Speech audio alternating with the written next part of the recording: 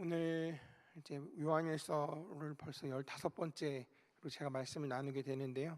이제 앞으로 2번만 더 나누게 되면 요한일서 말씀도 마무리가 됩니다. 이렇게 길게 가게 될까라고 생각했었는데 끝까지 잘 버티면서 여기까지 온 것 같습니다. 지금 굉장히 우리는 요즘 시대에 굉장히 빠르게 변하는 시대를 살아가고 있습니다.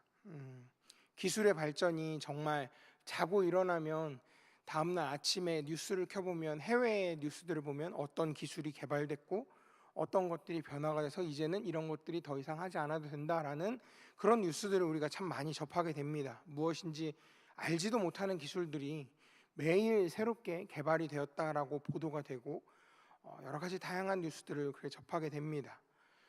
이렇게 빠르게 몰아치는 이 변화의 물결 가운데서 우리가 종종 진정한 의미, 어떤 것에 진정한 의미나 진정한 가치를 놓치게 될 때가 있습니다. 굉장히 잃어버리기가 쉬운 것이죠.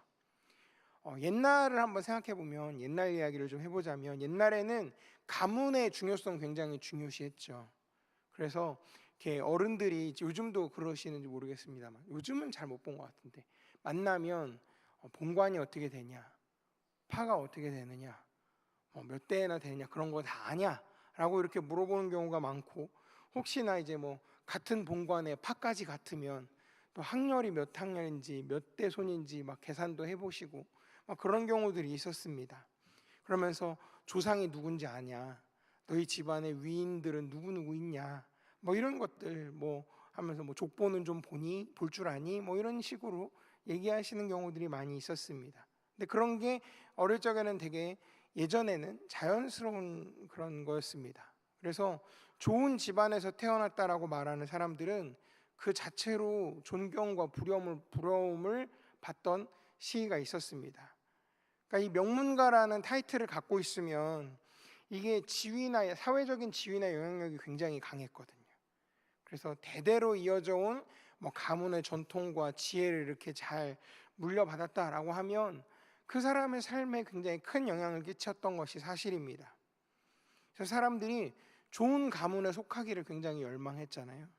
그래서 그걸 통해서 자기 정체성을 찾기도 했습니다. 이것이 워낙에 심하다 보니까 다들 쉬쉬하면서 아시는 것이겠지만, 우리나라에 어떻게 그렇게 상민들이 하나도 없는지, 전부 다 양반이더라고요. 보면은 다 족보를 옛날에 다 돈 주고 사서 이게 신분 세탁을 하는 게 굉장히 공공연한 그런 시대가 있었습니다. 저도 저희 조상님이 어땠는지는 잘 모르겠습니다. 말로는 굉장히 유명하신 분이시긴 한데 그게 정말 제 조상님이 맞는지 그건 잘 모르겠습니다. 하지만 이제 오늘 본문을 보면 세상의 기준하고 완전히 다른, 훨씬 더 영광스럽고 근원적인 가문에 우리가 속해 있다라고 이 사도 요한이 우리의 가문에 대해서 이렇게 이야기해 주는 내용을 보게 됩니다. 선포하는 거예요, 지금. 그래서 우리가 다룰 이 가문이 어떤 가문이냐면 바로 하나님의 가문이라는 겁니다.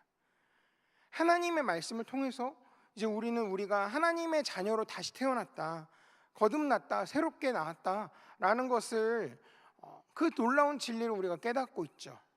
알게 되었습니다, 우리가.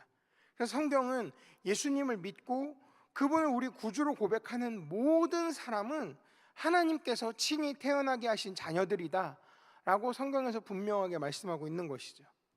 근데 이거는 어떤 혈통이나 세상적인 조건으로 얻어지는 게 아니고 오직 예수 그리스도를 통해 우리에게 주어지는 은혜인 것이죠. 요한일서 3장 9절 말씀 여러분들이 기억하실지 모르겠지만 같이 함께 읽어볼 겁니다. 이렇게 선언하고 있는데요, 함께 읽겠습니다. 시작. 하나님께로부터 난 자마다 죄를 짓지 아니하나니 이는 하나님의 씨가 그의 속에 거함이요 그도 범죄하지 못하는 것은 하나님께로부터 났음이라. 아멘. 우리가 하나님께로부터 났다라고 이렇게 고백하는데, 이 구절을 그냥 지난번에 말씀 나눴던 것들 여러분이 기억하시라고 말씀드리는 건데, 우리가 중생하면 죄를 전혀 짓지 않는 완전한 존재가 됐다라고 생각하면 안 된다라고 지난번에 말씀드렸었습니다. 인간은 여전히 연약하고 죄의 유혹에 수시로 넘어질 수 있다라고 그렇게 함께 말씀을 나눴었죠. 근데 여기서 죄를 짓지 않는다라는 거는 습관적으로 죄를 짓는 거, 혹은 죄의 지배 아래 이렇게 놓여서 사는 것이 아닌 경우를 말하는 겁니다. 그러니까 마치 옛날에는 죄를 짓는 걸 너무 사랑했던 거예요. 그래서 죄 가운데 머물러 살던 사람이, 그 옛사람이 죽고 죄를 미워하고 죄와 끊임없이 싸우려고 하는 새로운 본성이 우리 가운데 생겨났다는 겁니다. 이 새로운 생명이 죄로부터 자유로운 성질을 가지고 우리로 하여금 죄 대신에, 죄를 추구하는 대신에 거룩을 추구하게 만든다라는 것이죠. 그러니까 하나님의 자녀로 태어났다라는 이 말은 그냥 단순한 개념이 아닌데요, 신학적으로 표현하면 중생 또는 거듭남이라는 굉장히 중요한 진리를 의미하고 있는 내용입니다. 그러니까 우리 안에 새로운 영적인 씨앗이 심겨졌고, 그 씨앗이 싹이 틔어서 우리를 변화시키기 시작한다는 것이죠. 중생도 이제 거듭남, 이 두 가지 이제 같은 의미지만 약간의 차이가 있습니다만, 기본적으로 여기서는 저는 오늘 같은 의미로 놓고 같이 표현을 하겠습니다. 예수님께서 요한복음 3장에서 니고데모와 대화했던 내용들 다들 기억을 하실 거예요. 굉장히 거기서 예수님이 강조하셨던 내용인데, 예수님이 니고데모에게 이렇게 말씀하셨죠. 사람이 거듭나지 아니하면 하나님 나라를 볼 수 있다 없다? 없다. 단호하게 아주 말씀하셨습니다. 그러니까 이거는 우리가 눈에 보이는 이런 육체적인 생명 외에 하나님으로부터는 영적인 새 생명을 받아야 된다, 영적인 새 생명을 받아야 한다라는 뜻인 겁니다. 그래서 우리가 예수님을 구주로 믿고 내 마음에 영접할 때 우리 겉사람은 그대로지만 우리 속사람은 완전히 다시 태어나게 되는 겁니다. 그래서 우리는 그때부터 하나님의 자녀가 되는 것이죠. 그래서 예수님이 나의 구주가 되셨습니다 라고 하는 이 고백은 단순히 입술로만 하는 말 그 이상입니다. 우리 영혼 깊은 곳에서 일어나는 굉장히 혁명적인 변화인 것이죠. 그러니까 우리에게 새로운 생명이 주어진 거라는 거예요. 비유하자면 어둠 속에서 빛을 발견한 것과 같고, 죽음 가운데서, 죽음의 상태에서 생명을 얻는 것과 똑같습니다. 예수님을 믿는 순간에 우리는 하나님의 자녀로서 전혀 새로운 삶, 완전히 새로운 삶을 시작하게 된 거라는 것이죠. 이건 어떤 단순히 감정적인 느낌만의 문제가 아닙니다. 우리가 하나님의 자녀가 됐다라는 거, 이것은 분명하고 확실한 사실이라는 거죠. 마치 어린아이가 태어날 때 엄마와 아빠로부터 생명을 얻어서 태어나잖아요. 마치 그런 것처럼 우리는 하나님으로부터 새로운 생명을 선물로 받은 겁니다. 이게 우리 노력이나 우리의 선한 행실로 받는 게 아니고, 얻어지는 게 아니라 전적으로 하나님의 은혜와 사랑으로 주어지는 아주 놀라운 축복이라는 거죠. 이렇게 하나님의 자녀가 된 사람에게 반드시 그 증거가 나타나기 마련이라고 이야기했었습니다. 성경은 이 하나님의 자녀가 된 사람에게 나타나는 이 증거를 여러 번에 걸쳐서 이 영적인 증거를 표현하는데요, 오늘 우리가 읽었던 본문 중에 4절 말씀도 우리에게 이렇게 선포를 합니다. 4절 상반절인데요, 같이 함께 읽어보겠습니다. 시작. 무릇 하나님께로부터 난 자마다 세상을 이기느니라. 아멘. 우리가 하나님의 자녀다라고 하면 그 증거의 하나로 오늘 읽었던 본문 4절은 세상과 싸워 이길 수 있는 힘과 능력을 부여받는다라고 이야기해 주는 것이죠. 이 세상과 싸워 이길 수 있는 힘은 우리 안에 계신 성령님으로부터 나옵니다. 우리가 하나님을 진심으로 사랑하고 하나님 뜻에 따라 순종하며 살아갈 때 우리가 예수 그리스도의 승리에 기꺼이 동참하게 되는 것이죠. 왜냐하면 예수님께서 이미 세상을 이기셨기 때문에 예수님 안에 거하는 우리도 또한 세상을 이기는 자가 되는 것입니다. 하나님의 자녀로 태어났다는 게 정말 놀랍고 엄청 영광스러운 특권인 겁니다. 생각해 보세요. 예수님께서 친히 하나님께로부터 난 자셨죠. 근데 우리도 동일하게 하나님께서 낳으신 자녀가 됐다. 이건 정말 어떻게 헤아릴 수 없는 큰 은혜가 되는 것입니다.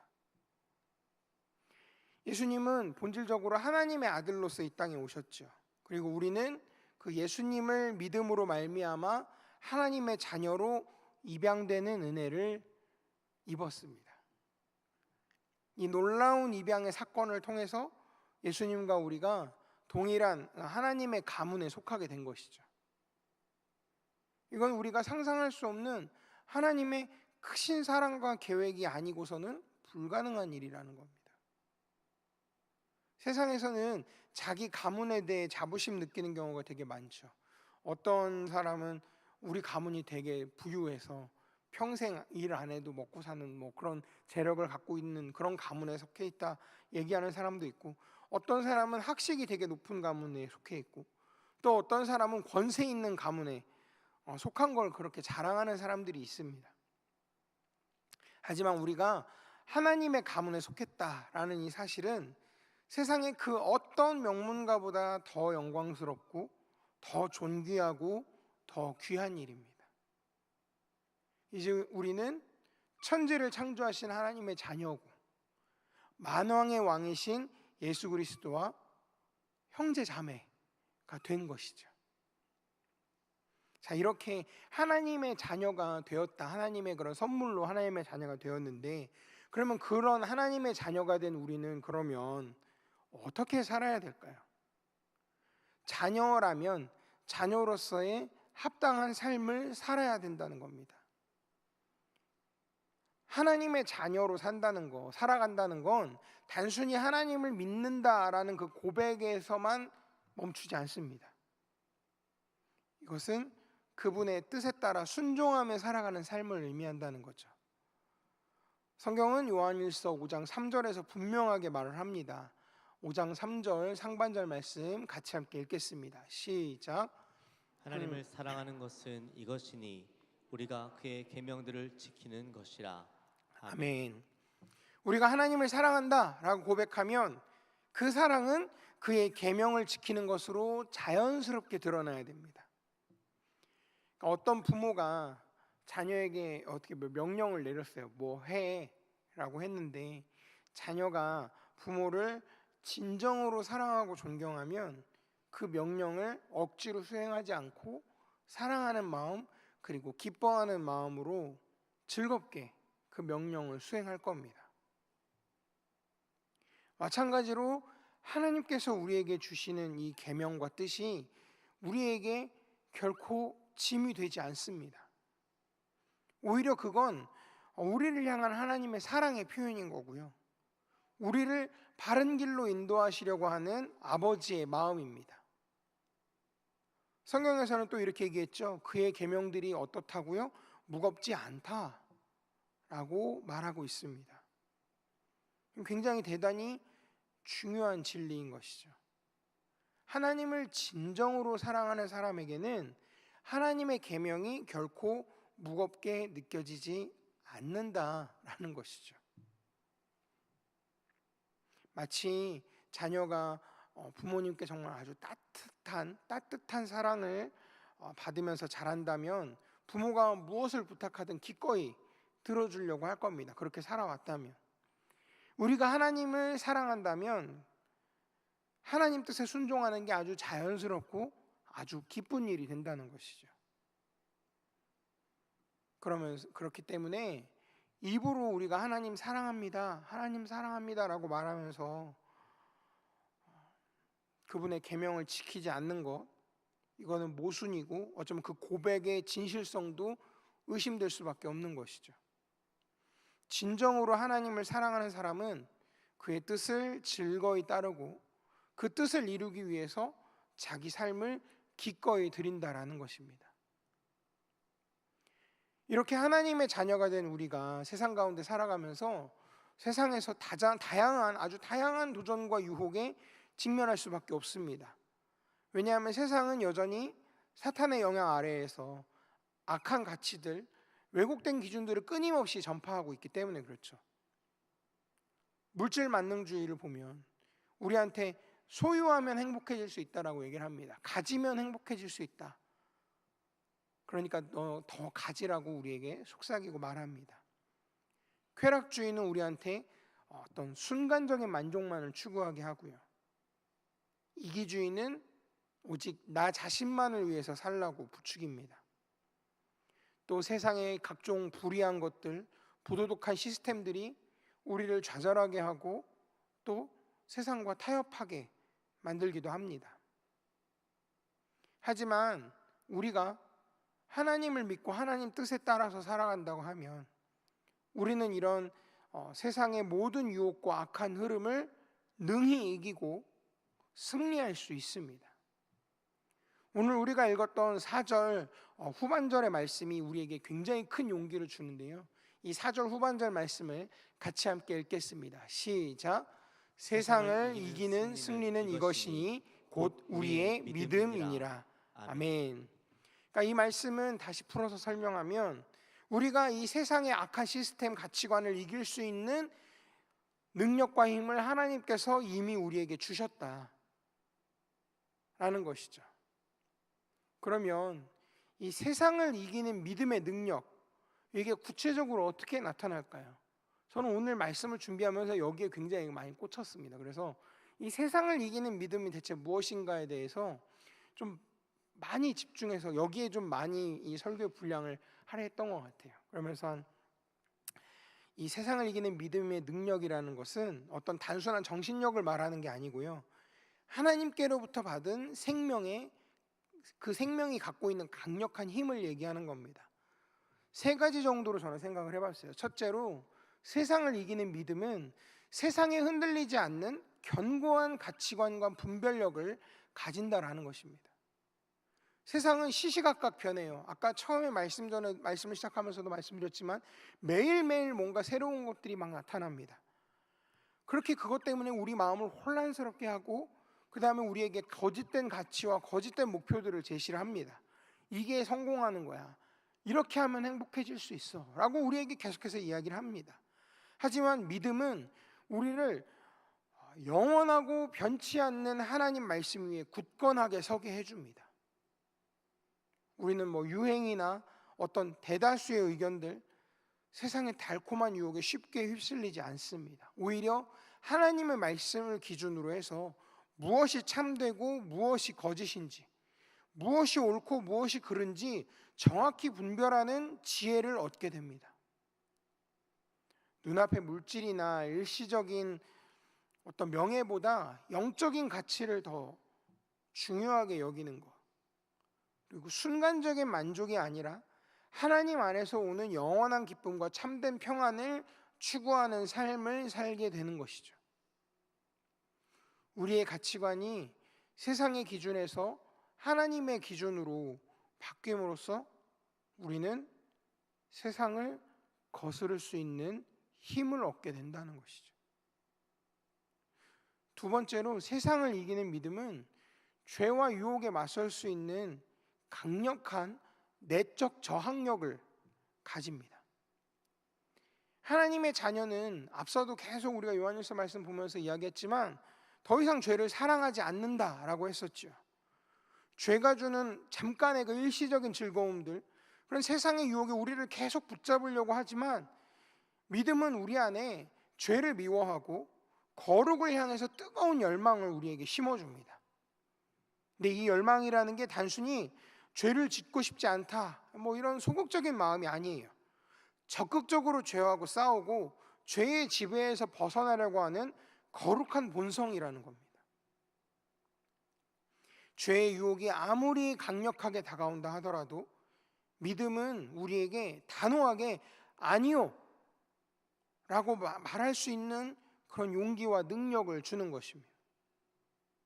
우리는 육체의 정욕, 안목의 정욕, 이생의 자랑, 이런 죄악의 올무들에서 벗어나서 성령의 도우심으로 죄의 습관을 끊고 하나님이 기뻐하시는 의로운 삶을 살아갈 수 있게 됩니다. 이는 우리 안에 계신 그리스도의 생명이 죄의 권세를 압도하기 때문에 가능한 것이죠. 세 번째로, 세상을 이기는 믿음은 어려움과 고난 속에서도 소망을 잃지 않는 흔들림 없는 인내가 가능하게 합니다.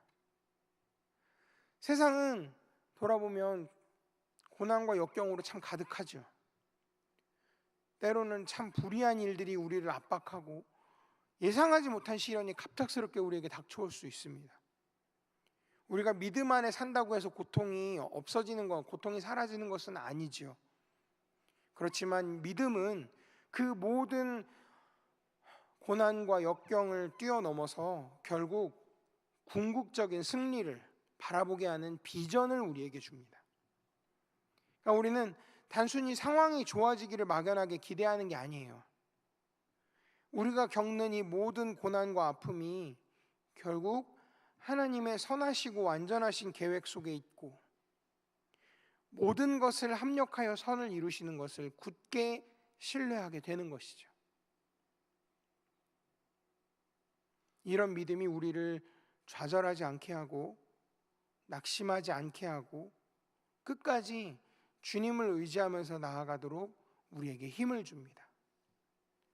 이건 단순히 어떤 긍정적인 생각에서 나오는 게 아니라 살아계신 하나님 아버지의 그 신실하신 약속, 그리고 전능하신 그 하나님의 능력을 붙드는 견고한 확신에서 나오는 능력인 겁니다. 그래서 우리는 고난을 통해서 더욱 강해질 수 있어요. 우리 믿음이 더 깊어질 수 있어요. 그리고 그 시간들이 하나님의 영광을 드러내는 통로가 되어진다는 것입니다. 세상은 여전히 사탄의 지배 아래 놓여 있습니다. 하지만 하나님의 자녀는 더 이상 그 지배를 받지 않습니다. 우리는 하나님 나라의 법에 따라서 하나님의 통치 아래에서 살아갑니다. 그래서 우리 믿음은 세상의 어둠을 밝힐 수 있고요. 세상의 죄악을 이기는 강력한 무기가 됩니다. 이 믿음은 단순히 나 믿는다 이런 고백을 넘어서서 하나님의 말씀에 순전하게 의지하고 그분의 약속을 붙들고 성령의 능력을 의지하여 살아가는 삶을 포함하는 겁니다. 그래서 우리는 세상의 가치관을 따르는 대신에 하나님의 진리와 공의를 추구하고 살아가면서 세상을 이기는 삶을 우리의 삶으로 증명해내는 것이죠. 이제 말씀을 마무리하려고 합니다. 사랑하는 성도 여러분, 우리는 하나님의 자녀로 태어났습니다. 근데 이 놀라운 사실이 우리에게 큰 책임도 줘요. 그리고 거기에 더해서 헤아릴 수 없는 축복도 가져다 줍니다.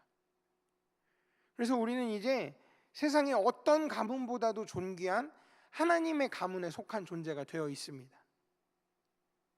그래서 우리는 그 자녀로서의 책임을 다해야 됩니다. 하나님을 뜨겁게 사랑하고 하나님의 계명들을 기쁨으로 지키면서 세상을 이기는 굳건한 믿음을 가지고 살아가는 것이 우리에게 주어진 가장 위대한 사명인 것입니다. 근데 이 모든 것들은 나의 힘과 능력만으로는 결코 이룰 수 없다고 했었죠. 그런데 감사하게도 우리 하나님께서 우리 안에 새로운 생명을 주셨고 우리와 영원히 함께 하시는 성령님의 도우심으로 이 모든 것이 가능하게 하셨습니다. 그래서 하나님의 자녀된 우리는 더 이상 죄의 노예도 아니고 세상의 유혹에 끌려다니는 존재도 아닙니다. 우리는 하나님의 사랑 안에서 참된 자유를 누리면서 강력한 능력을 발휘하는 존재가 되는 것이죠.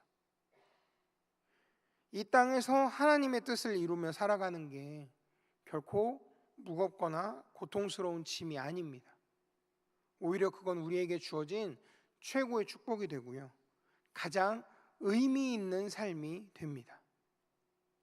하나님의 자녀로서 세상의 빛과 소금의 역할을 감당하고 하나님을 사랑하는 마음으로 하나님의 뜻을 따르고 세상과 담대히 싸워 이기는 믿음의 삶을 살아가시기를 우리 예수님의 이름으로 간절히 축원합니다.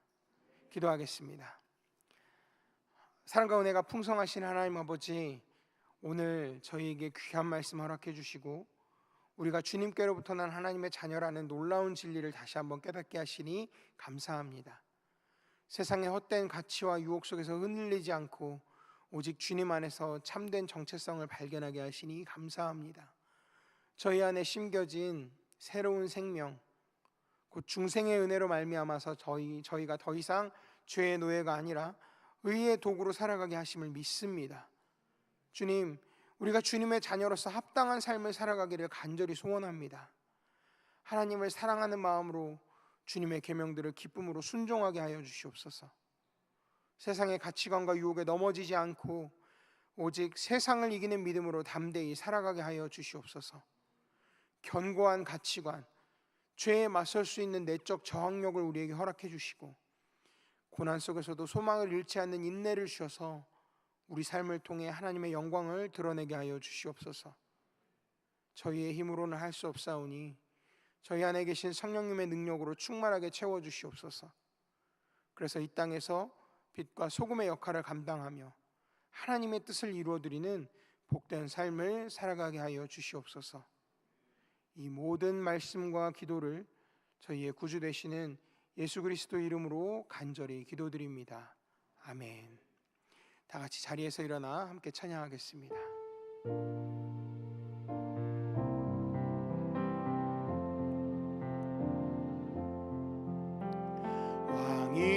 왕이신 나의 하나님, 내가 주를 높이고 영원히 주의 이름을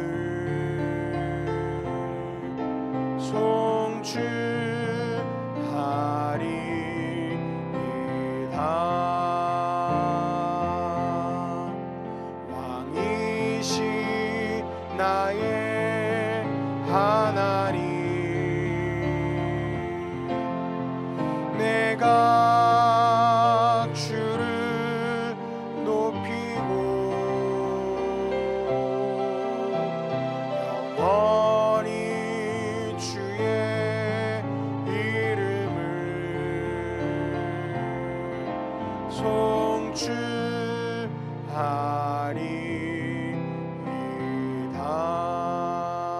송축하리이다. 주기도문으로 예배를 마치겠습니다.